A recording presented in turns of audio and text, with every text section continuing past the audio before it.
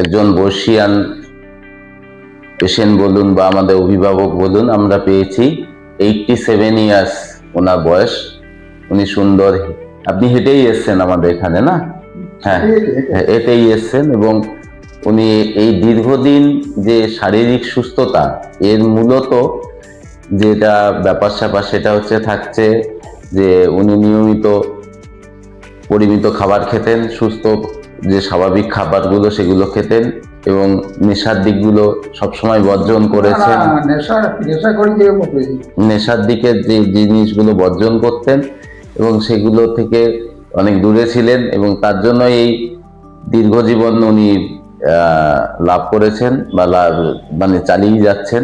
তা ইয়ং প্রজন্মর কাছে আমাদের একটাই উদ্দেশ্য, আপনারা সঠিক পথে চলুন, নিয়মিত খাবার করুন, নিয়মিত সকালবেলা উঠুন, নিয়মিত ব্যায়াম করুন এবং কাজের মধ্যে দিয়ে থাকুন এবং পজিটিভ চিন্তা ভাবনায় থাকুন, তাহলেই এই দীর্ঘজীবন লাভ করতে পারবেন।